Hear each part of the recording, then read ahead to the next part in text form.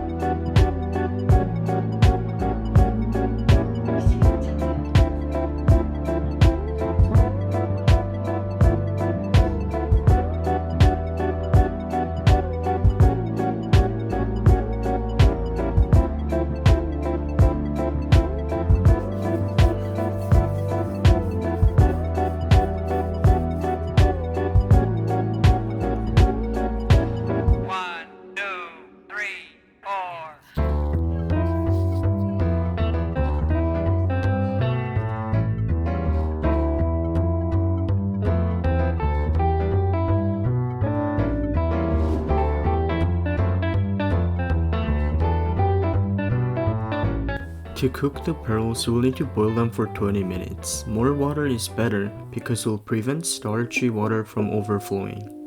Once they are cooked, I usually run them under cold water and mix them with molasses sugar.